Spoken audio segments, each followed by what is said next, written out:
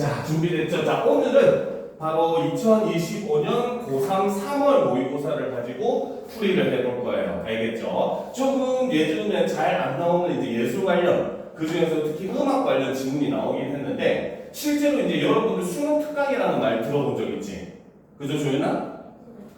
수능 특강에서 보면은 음악 지문을 수학식으로 푸는 그런 유형의 문제도 주제 통합이라고 얘기를 하거든요. 한 지문 안에 두 개의 그 주제가 들어있는 그러한 지문들도 나오고 있는 추세이기 때문에 사실 우리가 음악 예술이라고 해서 이제 예전처럼 무조건 쉽다고 할 수는 없긴 해요. 알겠습니까? 그래서 이런 음악 지문 같은 경우도 가면 본문을 바탕으로 어떻게 해석을 할지 한번 살펴보도록 합시다. 첫 번째 지문이 바로 이제 철학으로 현대음악 읽기 보도록 합시다. 자, 쉔베르크는 먼저 처음에 쉔베르크라고 하는 사람이 등장을 하네요. 자, 근데 이 사람이 한 일이 바로 뭐다? 현대음악이 난해하다는 인상을 만든 대표적 작곡가이다라는 거야. 그 말은 거꾸로 얘기하면 쉔베르크의 음악은 쉽게 이해할 수 있다 없다?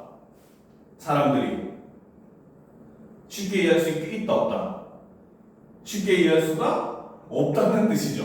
난해라고 하는 게 해석하기 힘들다 이런 뜻입니다. 알겠습니까? 굉장히 어렵다 이런 의미입니다. 알겠죠? 그러니까 쉔베르크가 음악을 만든 다음에 현대음악이 어렵다라는 인상을 받게 됐다는 것은 쉔베르크의 음악 자체가 이해하기 굉장히 어렵다라고 우리가 볼 수 있다는 거죠.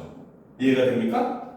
그렇죠? 자, 계속 봅시다. 자, 전통적인 조성음악이 쉔베르크의 음악과 이제 서로 대비적으로 제시된 게 바로 전통적인 조성음악의 내용이 제시가 되고 있죠. 자, 전통적인 조성음악이 다장조나 가단조 같은 특정 조성을 바탕으로 화음을 전개하는 것과 달리 전통적인 조성음악의 특징은 바로 뭐다? 특정 조성을 바탕으로 화음을 전개하는 게 전통적인 조성음악의 특징이라는 거죠. 그죠? 그런데 그의 음악은 바로 여기서 이 그가 바로 쉔베르크잖아요. 그렇죠? 자, 그의 음악은 바로 뭐다? 특정 조성에 얽매이지 않는 범조성을 지향했다. 지향이라고 하는 건 추구했다라는 뜻이죠. 지양이라고 하는 거는 반대하다 이런 뜻입니다. 알겠죠? 그래서 지향했다라고 하는 건 이거를 추구했다라는 겁니다. 그러면 지금 이제 이 첫 문단만 딱 보더라도 우리는 이거를 대충 어느 방향으로 해석을 해야 될까라고 하는 방향성을 잡을 수가 있다는 거예요. 알겠죠? 즉 바로 뭐다? 쉔베르크의 음악과 전통적인 조성음악을 두 개를 놓고 비교 대조하는 방식으로 여러분들 머릿속에 내용이 정리가 되어야 된다는 뜻입니다. 무슨 말인지 알겠습니까? 자, 그러면 이제 한번 정리를 하면서 보도록 합시다. 자, 전통적인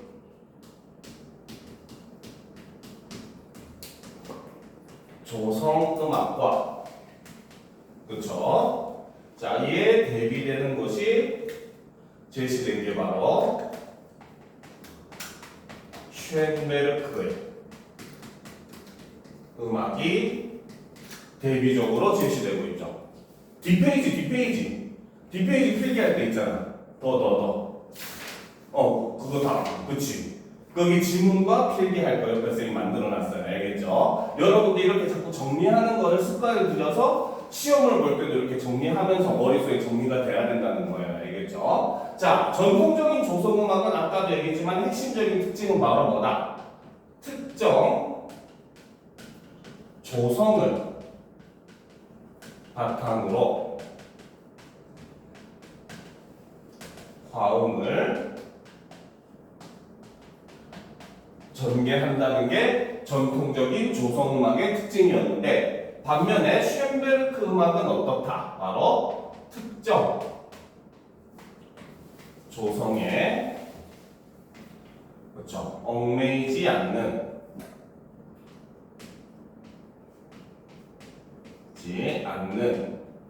이러한 성격을 범조성이라고 했다는 거죠. 바로 이 범조성을 지향을 한 것이 쉔베르크 음악의 특징이다 라고 볼 수 있다는 겁니다. 이해가 됩니까? 그렇죠? 자, 일단 기본적인 대전제는 이렇게 되어 있어요. 알겠죠? 자, 그러면 이걸 바탕으로 이제 우리가 내용을 한번 보도록 합시다.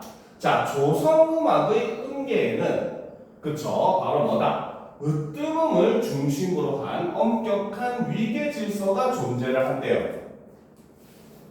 자, 예컨대라고 하는 건 예를 들어 설명하는 거야. 그쵸? 자, 다장조 음계는 도를 으뜸음으로 하여 도레미파솔라시도로 배열되며 각 음 사이의 간격은 장이도나 단이도라는 일정한 규칙을 따른다라는 거죠. 자, 여기서 이걸 이해할 때는 여러분들이 살짝 배경 지식이 필요하긴 합니다. 알겠습니까? 자, 여러분들이 이제 음계에 대해서 이해를 할 때는 무조건 피아노 건반을 떠올려 보는 게 제일 좋아요. 알겠죠? 자, 피아노 건반의 모습을 보면은 피아노 건반 하기 전에 일단 요거부터 해봅시다.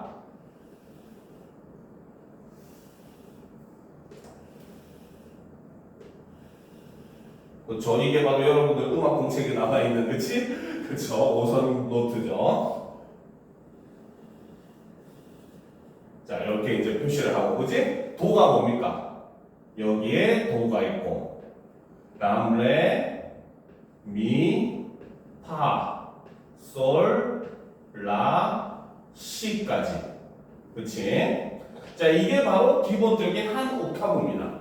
알겠습니까? 이게 한 옥타브예요. 그래서 도에서 새로운 도가 되면 옥타브가 하나 올라가는 거예요. 알겠습니까? 이해가 돼요? 이해가 돼? 그래서 여기서부터 여기까지가 일단 1옥타브 다장조를 기준으로 하게 되는 거죠. 알겠습니까? 자, 그런데 이제 이거의 관계를 이해를 할 때는 여러분들이 피아노 건반을 생각하면은 이해하기가 좋아요.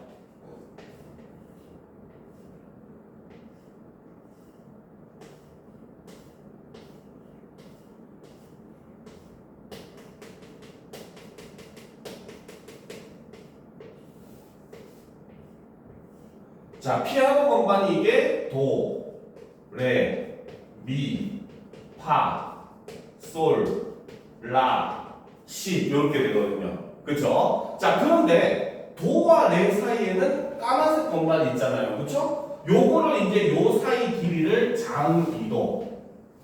알겠습니까? 그런데 미와 파 사이에는 까만색 건반이 없잖아. 그치? 그래서 여러분들이 그 뭡니까? 음악 시간에 배울 때도 도와 레와 미 같은 까만 건반을 거치게 되면은 얘네는 한 음씩 차이가 나는데 미와 파, 시와 도 같은 경우는 까만색 건반이 없기 때문에 반음 차이 난다. 이런 얘기를 한 번쯤은 들어본 적이 있을 거예요. 알겠죠? 그래서 여기서 이제 미와 파와 같이 까만색 건반이 없는 것이 바로 단이도 차이다. 이런 식으로 우리가 요 차이의 내용을 머릿속에 꺼낼 수가 있어야 돼요. 사실 요거는 어떻게 보면 음악을 이해할 때 좀 가장 기본적인 내용이긴 합니다. 알겠습니까? 이해가 되죠? 이런 거 하나 그려놓으면 이해하기 좋겠지. 나중에 복습할 때. 그렇죠? 하나 그려놓읍시다. 옆에 필기 밑에다가 하나 그려놓읍시다.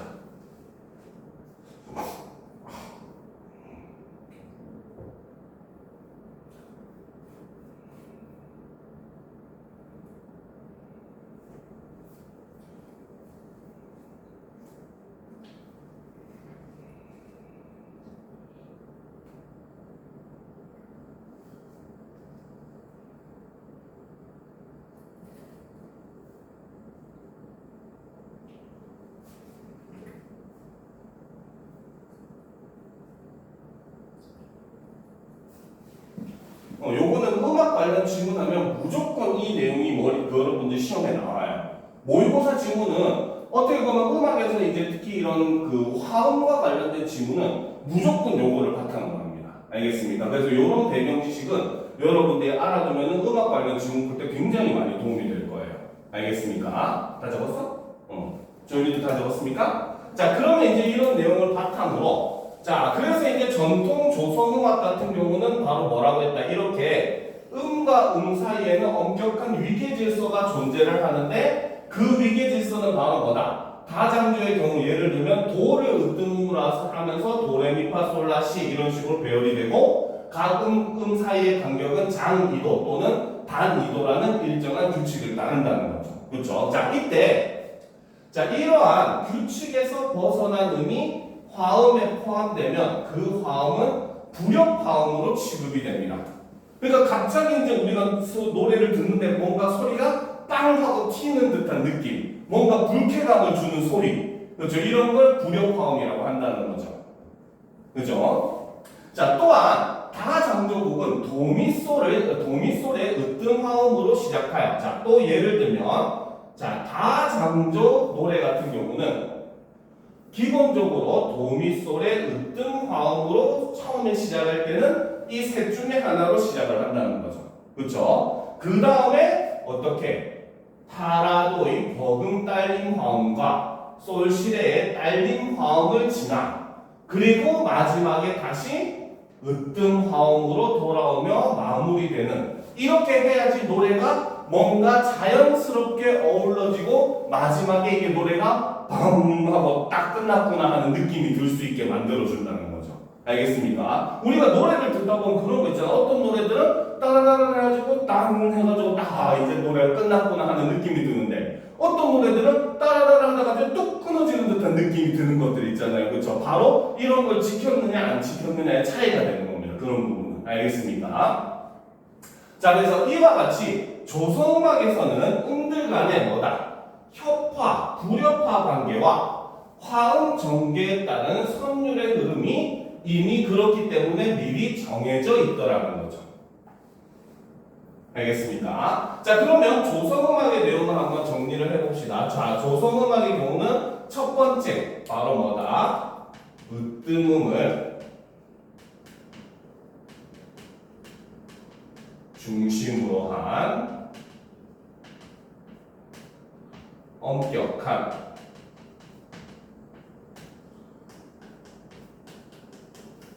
위계 질서가 존재를 하더라는 거죠. 자, 그 위계 질서는 바로 뭐다? 그렇죠? 자, 도를 예를 들면 다장조는 도가 으뜸음이 되는 것이고, 그 다음에 레, 미 이런 식으로 구성이 되고, 그렇죠? 자, 이때 각 음은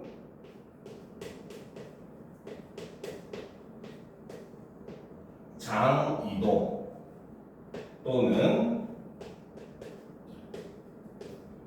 단이도의 차이를 가진다. 이렇게 이미 만들어져 있더라는 거죠. 알겠습니까? 자, 그리고 그렇기 때문에 이때 바로 뭐다? 규칙에서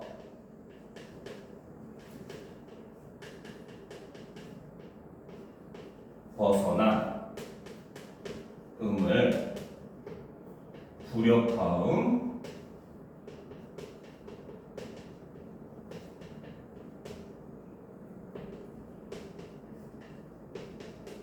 취급을 한다는 거죠. 알겠습니까? 자, 그리고 마지막 세 번째 특징이 바로 뭐다? 그 뭡니까? 전개에 따른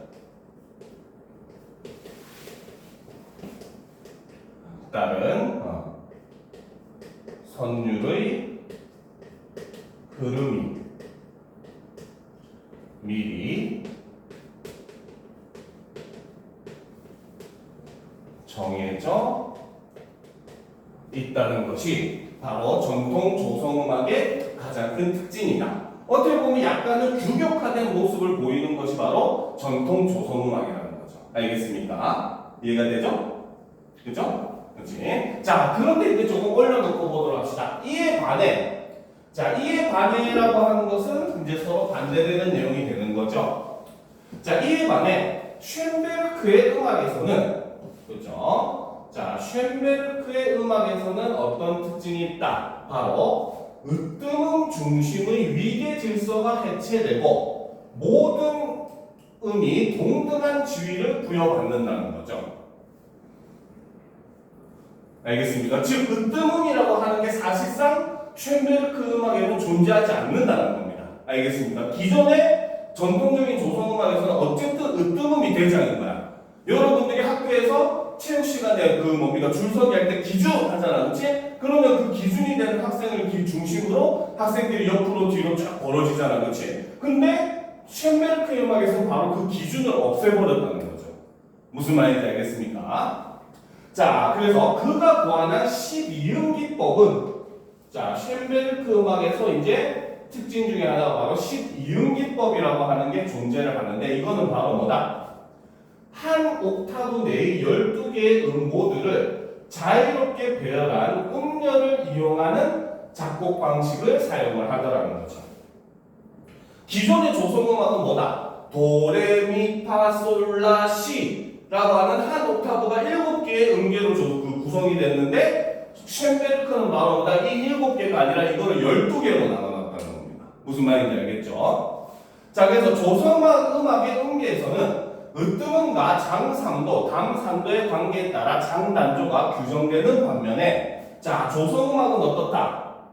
자, 으뜸음과 장삼도, 단삼도 관계에 따라 장단조가 규정이 되는 거예요. 요거는 조성음악의 내용이니까 선생님이 일부러 똑같이 위에 거랑 똑같이 물결로 표시를 하는 거예요. 그러면 여러분들도 이런 식으로 하는 게 자꾸 익숙해지면 모의고사 풀 때 지문 읽으면서 바로 눈으로만 딱 봐도 내용 안 읽어도 내용이 분류가 되는 겁니다. 알겠죠? 그러면 지문 읽는 시간이 확 줄어드는 거예요. 알겠죠? 자, 계속 봅시다. 자, 반면에 자, 12음 기법의 음열에서는 음들이 반음 간격으로 조밀하게 배열이 되더라는 거죠. 그렇기 때문에 효과는 조성의 경계가 모호해진다라는 효과가 있더라는 겁니다.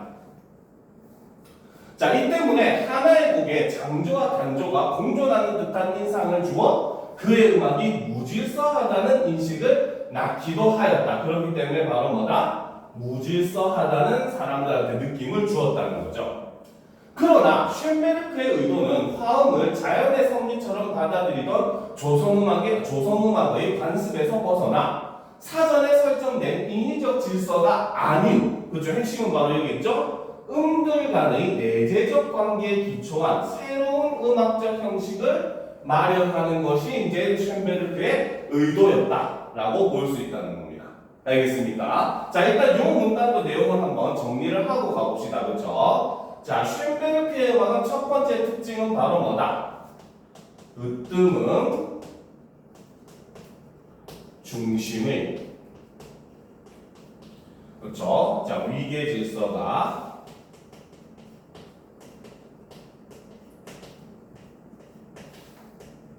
해체가 되고, 그렇죠? 자, 그러니까 모든 음이 동등한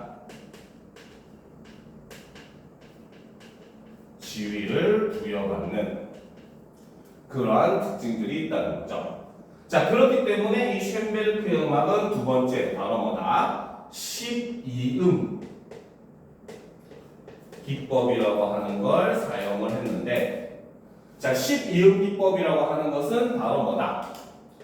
한 옥타브 내의 12개 모두를, 그렇죠? 자유롭게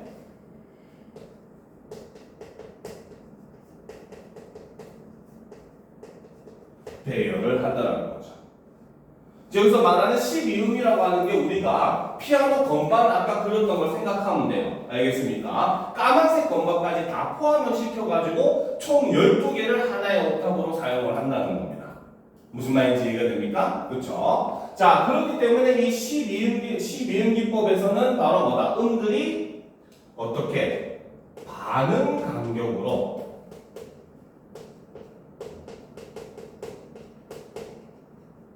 조밀하게, 그렇죠? 배열이 되고, 그러니까 이로 인해서 조성의 경계가 모호해졌다는 모습을 볼 수 있고, 그렇기 때문에 이로 인해서 사람들이 바로 뭐다? 무질서하다는 인상을 받았다라고 볼 수 있다는 거죠. 알겠습니까? 자, 그런데 쇤베르크가 이러한 음악을 만든 의도는 바로 무엇이다? 그렇죠? 바로 음률들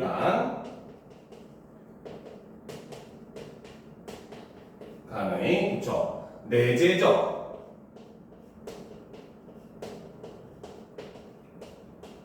관계에 기초한 새로운 그렇죠? 음악적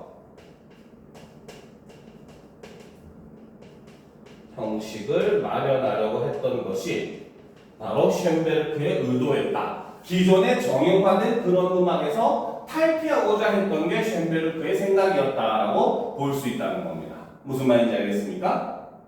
이해가 되죠? 그렇죠? 됐습니까? 자, 그러면 마지막 문단을 봅시다. 쇤베르크는 음들 간의 자연스러운 관계가 외부로부터 주어지는 것이 아니라 곡 전체의 유기적 통일성을 통해 형성되는 것이라고 보았다라는 거죠. 즉 바로 뭐다? 쇤베르크는 음들 간의 자연스러운 관계는 무엇에 의해서? 곡 전체의 유기적 통일성을 통해서 형성되는 것이다. 그렇죠? 여기서부터 외부로부터 주어지는 것은 바로 뭡니까? 원래 전통적인 조선음악이 가지고 있던 그렇죠? 일종의 수학적 공식이나 이런 것에 기초한 음들 간의 조화로움을 추구했던 그런 외적 요인이 아니라 그냥 그 음 자체가 이 노래 안에서 어떤 관계를 가지냐에 따라서 자연스러운 관계가 형성된다라고 쇤베르크가 보았다는 거죠. 알겠죠? 그러니까 우리가 시로 따지면은 일종의 조선음악은 정형시라고 보면 돼요. 정형시는 형식이 정해져 있잖아, 그렇지? 그래서 우리가 그거를 음률을 얘기할 때도 정형시는 외형률, 외적으로 형식이 음률이 정해져 있는 음률이다라고 해서 외형률이라고 얘기를 해요. 알겠죠? 그런데 반면에 쇤베르크의 음악은 시로 따지면 자유시에 해당하는 내재율을 가지고 있는 시다라고 우리가 해석을 할 수 있다는 거죠. 알겠습니까? 자, 그는 곡을 하나의 유기체로 완성하기 위한 조건으로 응집력을 제시했다라는 거죠. 자, 이 응집력이라고 하는 게 바로 뭐다? 노래를 마치 하나의 덩어리처럼 완성하기 위해서는 응집력이라고 하는 게 필요하다라는 거죠. 자, 이는 바로 뭐다? 곡을 이해 가능한 구조로 통합하는 음들 사이의 내적 결속을 응집력이라고 한다는 거죠. 자, 응집력은 음과 음 사이의 관계에서 기인하는 유사성이 반복됨으로써 실현이 된다. 즉 우리가 바로 뭐다? 시에서도 반복법 같은 거 쓰잖아요. 같은 시어를 반복하든지 같은 구절을 반복하든지 이런 반복의 형식을 쓰잖아. 그렇지? 그것과 마찬가지로 쇤베르크도 바로 뭐다? 바로 이런 유사성이 반복되면은 노래가 마치 하나의 통일된 음악처럼 들린다라고 본다는 거죠. 알겠습니까? 따라서 음들 사이의 관계가 유사성을 공유하며 반복될수록 곡의 응집력은 강화된다. 이처럼 쇤베르크는 특정 화음만을 협화음으로 인정하던 조성음악의 제한된 질서를 넘어 음들 사이의 응집력을 바탕으로 한 보편적 음악 질서를 추구했다라면서 글을 마무리를 하는 거죠. 자, 그러면 쇤베르크 내용을 조금 더 정리를 할 겁니다. 여러분들 밑에다가 이제 4번부터 정리를 하면 되겠죠. 그렇죠? 자, 쇤베르크 음악은 네 번째. 자, 어떤 특징이 있다. 그렇죠? 바로 자, 음들 사이의 자연스러운 관계라고 하는 것은 바로 어떻게? 바로 곡 전체의 곡 전체의 유기적 통일성을 통해 형성이 되는 것이다. 라고 쉔베르크는 생각을 했다는 거죠. 자, 그래서 쉔베르크가 강조한 것이 바로 응집력이라고 하는 것을 강조를 했는데, 그치? 자, 이것은 일종의 바로 뭐다? 그쵸? 바로 곡을 하나의, 그쵸? 유기체로 완성하기 위한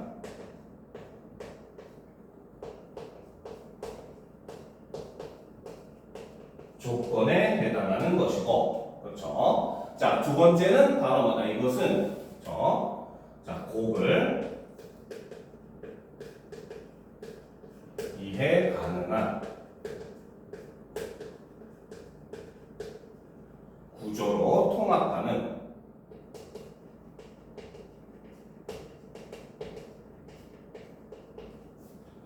음들 사이의 내적 결속이라고 하는 것이고, 그리고 이것은 마지막으로 세 번째 바로 뭐다? 그렇죠? 자, 음과 음 사이의, 그렇죠? 관계 기나 유사성의 이 반복됨으로써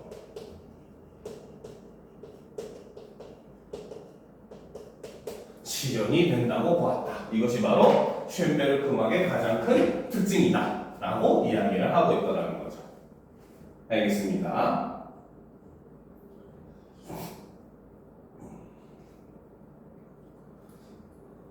자, 그래서 지금 이 가글의 제목이 바로 철학을 통해 음악 읽기잖아요. 그죠? 즉, 바로 뭐다? 이러한 생각은 사실 그때 당시 시대를 다 지배하는 그런 이념이었어요. 알겠죠? 그러니까 기존에 우리가 중세시대의 문학이라고 하는 거, 중세시대의 예술이라고 하는 거, 그 다음에 중세시대의 뭐 과학이라고 하는 것들은 모두 다 형태가 정해져 있는 가장 아름다운 것이라고 하는 거는 이성으로서 생각할 수 있는 것이고, 이거는 수학적으로 정해져 있다라는 인식이 강했습니다. 알겠죠? 그런데 산업혁명이 일어나고 이제 근대 사회로 넘어오게 되면서 그런 것들을 다 해체하는 일종의 해체주의 같은 게 유행을 하게 돼요. 알겠죠? 그래서 기존의 형식을 파괴하는 그러한 움직임들이 보이게 되고, 그 대표적인 게 미술에서는 여러분들도 미술책에서 한 번쯤 봤을 거예요. 그 변기 뭡니까? 딱 하나 갖다 놓고 전시해 놓은 거, 뒤샹의 생명의 셈인가 하는 작품, 뒤샹의 셈인가 하는 작품이 있습니다. 알겠죠? 그냥 말 그대로 낭탈 소변기, 조그마한 작은 소변기 있잖아요. 그렇죠? 그 소변기를 그냥 딱 세워놨을 뿐이야. 근데 이거를 예술 작품이다 이렇게 한 거야. 이게 딱 등장하면서 그때 당시에 예술계에서도 미술계에서도 어마어마한 이제 논란이 일어나게 됩니다. 과연 일상에 이러한 물건을 예술로 볼 수 있느냐 없느냐라는 그런 논쟁이 발생을 하게 되고, 그리고 이제 그와 동시에 음악에서도 역시 바로 뭐야, 이렇게 쉔베르크와 마찬가지로 기존의 이런 정형화된 이런 틀이라고 하는 이런 것들을 때려 부수는 그러한 움직임들이 이때 당시에 발생을 하게 되는 거는 근대의 모습, 그 가장 대표적인 모습이라고 볼 수 있고, 이거는 뭐 과학, 미술, 음악, 문화 모든 분야에서 전부 다 똑같이 일어나고 있는 그런 모습들입니다. 알겠습니까? 자, 그러면 이제 이런 내용을 바탕으로 두 번째 락을 한번 살펴보도록 합시다. 자, 다음 페이지. 자, 철학으로 현대음악 읽기 두 번째. 그렇죠? 자, 보도록 합시다.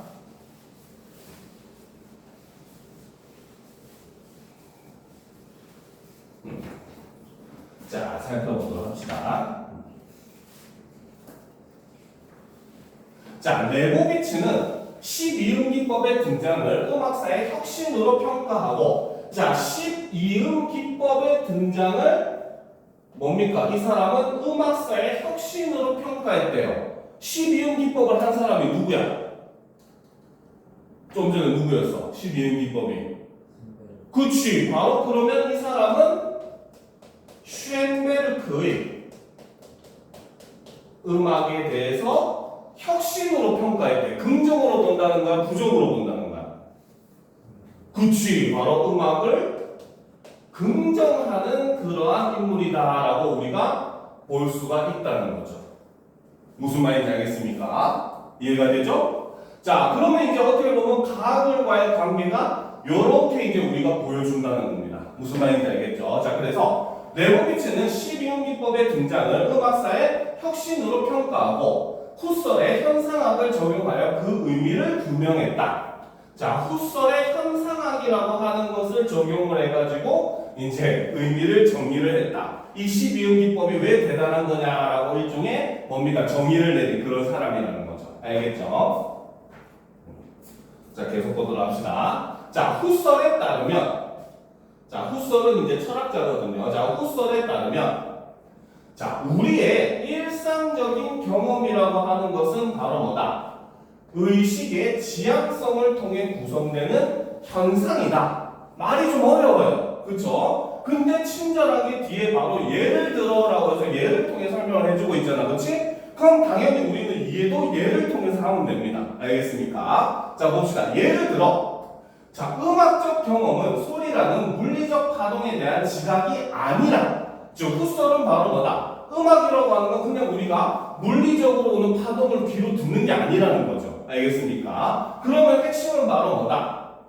소리의 패턴을 인식하는 의식의 지향성을 매개로 한 현상이 바로 음악적 경험이다. 라고 이야기를 했다는 거죠. 알겠습니까? 자, 후설은 우리가 당연시하는 전제에 대한 판단 중지를 통해 사물의 본질에 도달할 수 있다고 보았다. 자, 판단 중지라고 하는 개념이 또 등장을 했네요. 자, 이 글을 어렵게 만드는 이유가 이런 데 있다는 거죠. 그렇죠? 자, 그러면 이 판단 중지라고 하는 건 바로 뭐다? 바로 경험을 있는 그대로 받아들이는 자연적 태도에서 벗어나서 의식 속에 나타나는 현상만을 탐구하는 현상학적 태도로 전환하는 것을 의미한다. 이게 바로 판단 중지의 의미라는 거죠. 자, 그래서 후설은 이러한 전환을 바로 뭐라고 했다? 현상학적 전환원이라고 불렀다. 라는 겁니다. 말이 굉장히 어려워요. 그래서 학생들이 이런 질문을 어려워할 수밖에 없습니다. 알겠습니까? 자, 그럼 일단 이 내용을 한번 정리를 해보도록 합시다. 자, 여기서는 레보비츠라고 하는 사람이 등장을 하는데 이 사람은 그렇죠? 시비음 기법이라고 하는 것은 바로 뭐다? 음악사의 혁신이다. 이렇게 평가했다는 거죠. 그러면 이 말은 바로 뭐다? 레보비츠는 쉔베르크의 그 음악을 긍정적으로 인식을 하는 사람이다. 이런 게 일종의 우리가 추론적인 읽기, 가장 가벼운 개념의 추론적 읽기라는 겁니다. 알겠습니까? 자, 그래서 이 레보비츠라고 하는 사람은 바로 무엇을 했다? 바로 후설의 현상학을 통해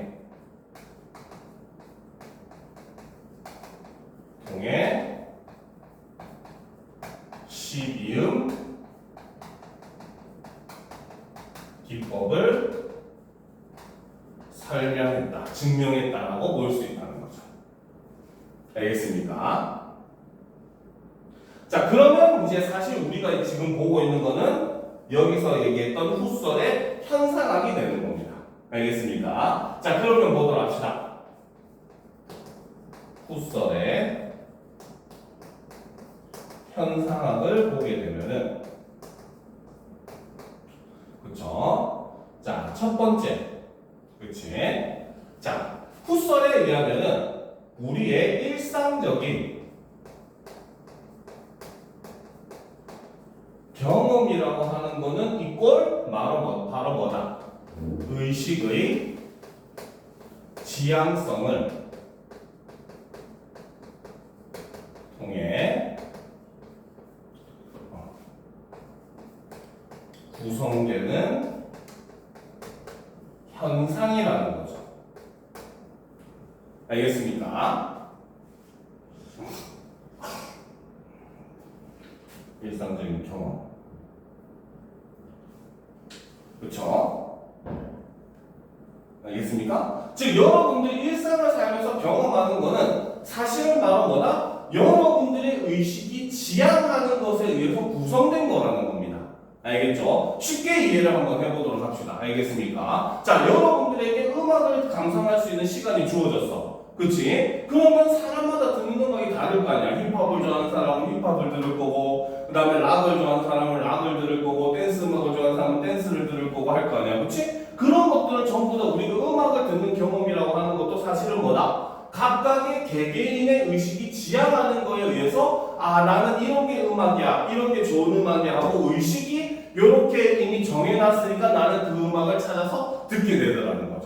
무슨 말인지 알겠습니까? 그렇기 때문에 우리가 경험을 한다고 하는 것은 사실 우리의 의식이 바로 뭐다? 이런 걸 추구해라 라고 지정을 해주면은 그에 의해서 내가 맞춰가지고 구성을 한 것이다 라고 본다는 겁니다. 후설은. 알겠죠? 자, 그렇기 때문에 이제 후설이라고 하는 거는 바로 뭐다? 후설에 의하면 예를 들어서 보면 자, 음악적 경험이라고 하는 것은 이꼴 바로 뭐다? 소리의 패턴을 인식하는 의식의 지향성을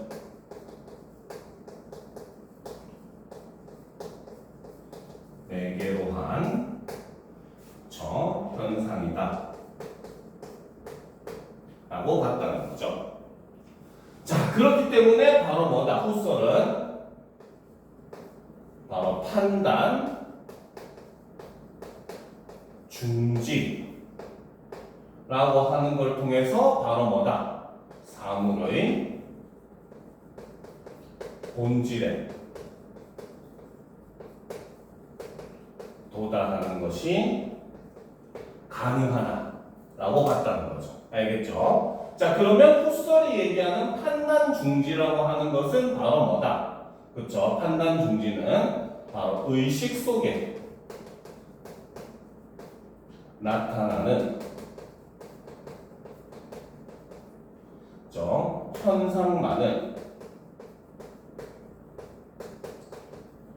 탐구하는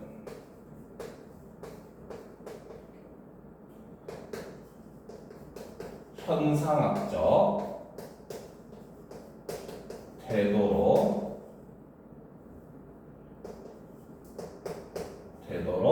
전환하는 것이고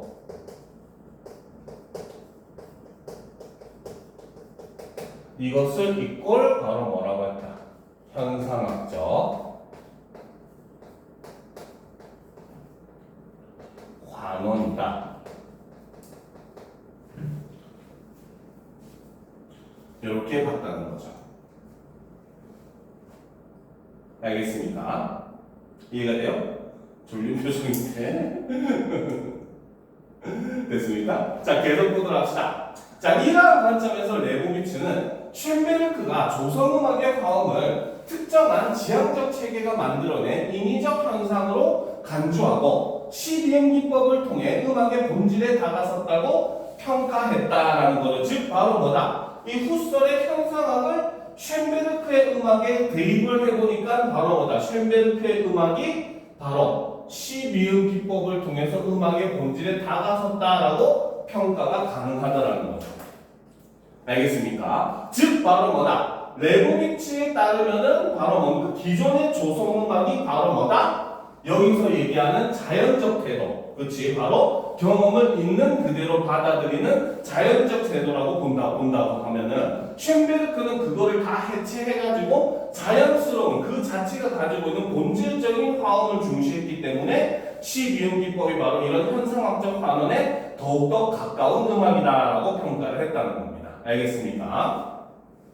자, 그래서 조선음악의 질서를 당연시하는 자연적 태도에 대한 판단 중지를 통해 보편적 음악 질서를 확립했다는 것이다 라는 거죠. 그렇죠? 그래서 이 후설의 현상학에 의해 가지고 뭡니까? 여기까지 다 적었죠. 그렇죠? 자, 그래서 이걸 통해서 레보비츠는 바로 뭐다?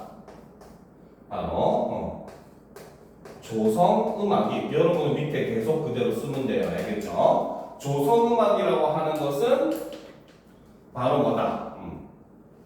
자연적 태도. 즉 이거는 경험을 있는 그대로 수용을 하는 것이었고, 그치? 자, 이 조성음악에서 바로 뭐다? 현상학적 환원을 이루어낸 것이 바로 뭐다? 12음 기법이다. 그러면 12음 기법은 바로 뭐다? 그쵸? 바로 기존 질서에 대한 판단 중지를 통해, 그쵸? 보편적 음악 질서를 확립했다고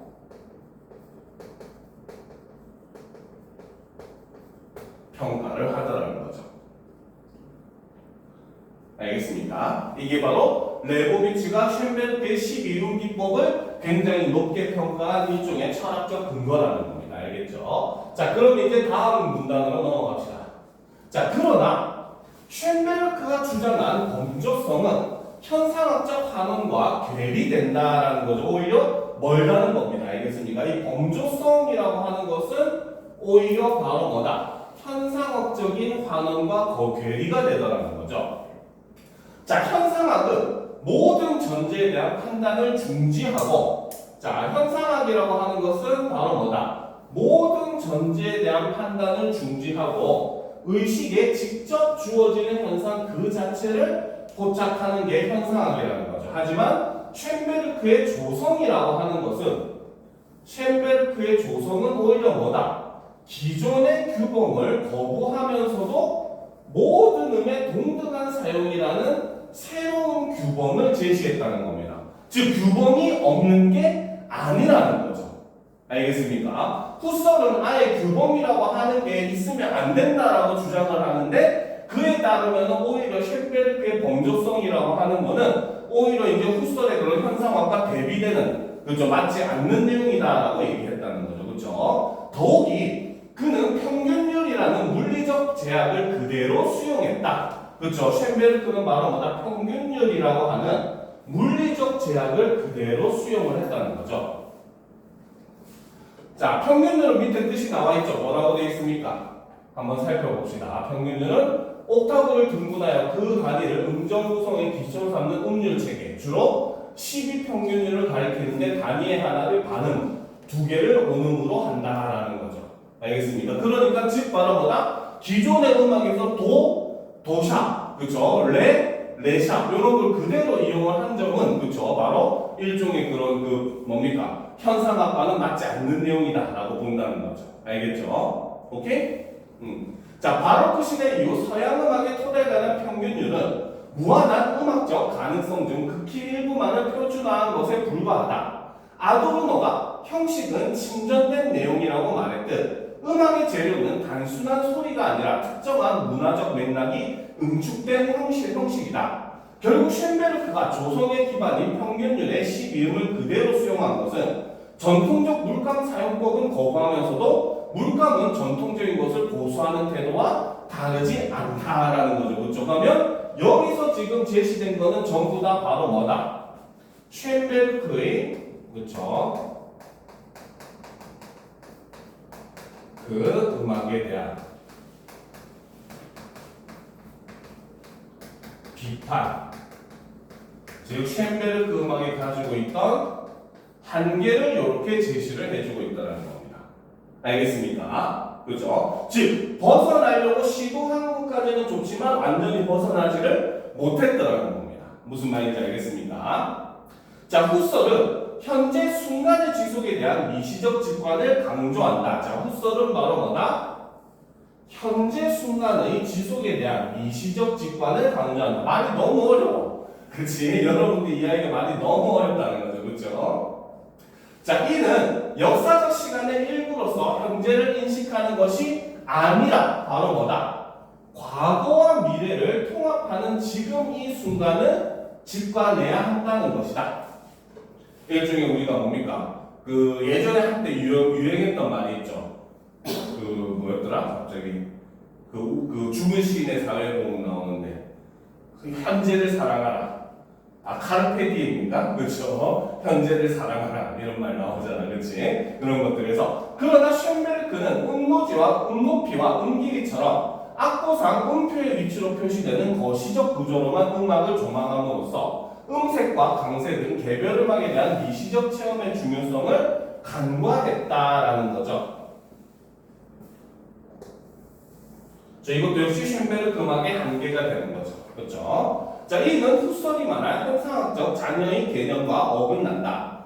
현상학적 잔여, 즉 현상학적 환원 이후에 남는 것은 현상 그 자체여야 하지만, 그래서 후설이 말하는 현상학적 잔여라고 하는 것은 바로 뭐다? 현상학적 환원 이후에 남는 것은 현상 그 자체라는 거죠. 그렇죠? 그런데 쇤베르크의 음악은 오히려 어떻더라? 곡의 거시적인 구조에 치중을 함으로써 순수 현상에는 이르지 못했다라고 본다는 겁니다. 알겠습니까? 그래서 뒷부분에서는 바로 뭐다? 레보비츠가 바로 쇤베르크 음악의 일종의 한계에 대해서 얘기를 하는 부분이라고 볼 수 있다는 거죠. 그렇죠? 자, 그러면 여기서는 바로 뭐다? 그렇죠? 자, 현상학을 통한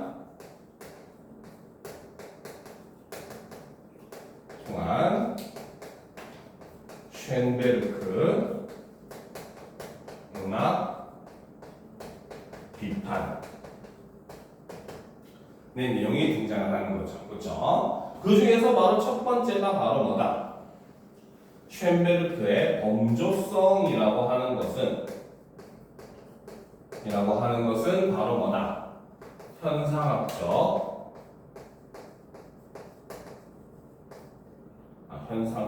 소리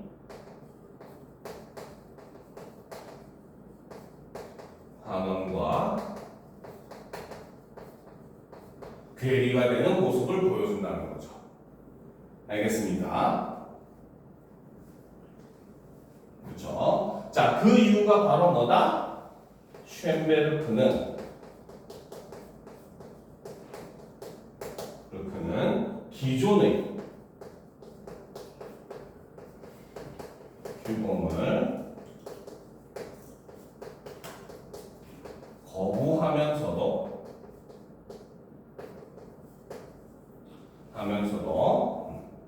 새로운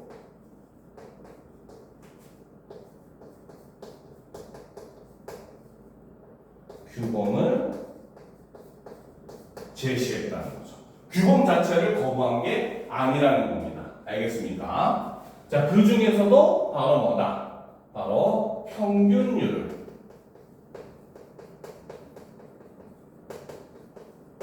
그대로 수용을 하는 그러한 모습을 보여주더라는 거죠. 알겠습니까? 자, 그리고 두 번째, 그치? 자, 후설은 바로 뭐다? 현재 순간의 지속에 대한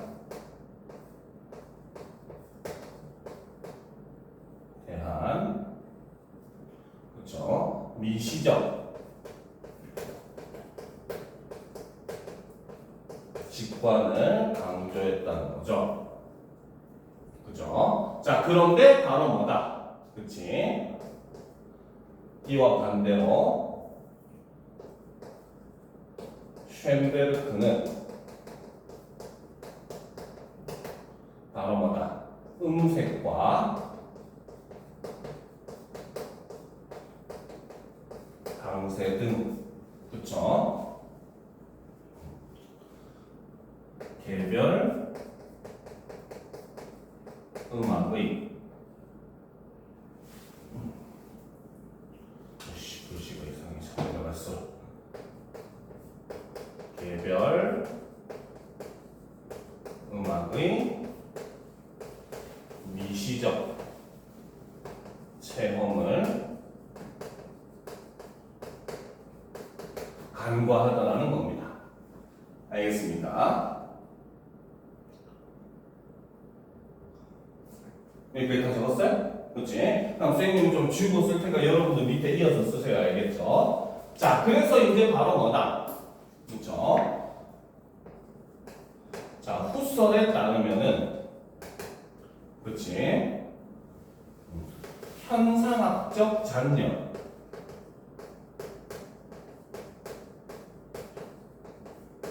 잔여라고 하는 걸 주장하는데 이것은 바로 뭐다? 그렇죠? 현상학적 환원 이후에 남는 것은 그렇죠? 현상 그 자체라고 얘기를 했는데 이와 반대로 쇤베르크는 그렇죠? 바로 뭐다? 거시적인 구조에 치중을 하더라는 거죠. 알겠습니까? 즉 바로 뭐다? 쇤베르크는 기존의 질서를 무너뜨리고 새로운 이제 규칙을 제시를 한 12형 기법을 주장을 했지만 알겠죠? 후설이는 바로 뭐다? 그 음악 그 자체의 아름다움에 우리는 주목해야 된다라고 주장을 하는 반면에 쇤베르크는 음악 자체가 가지고 있는 전체적인 일종의 하나의 통일된 모습 이거를 중요하더라는 거야. 후설은 그 속에 들어있는 하나, 언어 하나 이런 것들 자체 하나하나가 다 중요한 거다라고 주장하는 게 바로 후설의 현상학적 잔여라는 개념이라고 볼 수 있다는 거예요. 그렇죠? 근데 쇤베르크는 말하는 거다. 얘네들 하나하나가 어떻게 어우러지는지 상관없지만 어쨌든 나중에 봤을 때 이게 전체적으로 어우러지는 게 중요하다라는 거시적 멀리서 바라보는 크게 바라보는 관점입니다. 미시적은 그 뭡니까 현미경으로 보듯이 하나하나를 보는 게 미시적 관점인 거고요. 알겠죠? 그러니까 전체적인 어울림에 더 치중한 게 바로 쇤베르크의 음악이었다라고 설명을 하고 있는 부분인 겁니다. 알겠습니까? 자, 여기까지가 이제 우리가 주제 복합 질문이었어요. 그렇죠? 이번 시간 여기까지 하고 15분 정도 쉰 다음에 이어서 하도록 합시다. 알겠습니까? 화장실도 갔다가 잠시 쉬었다가 하도록 합시다.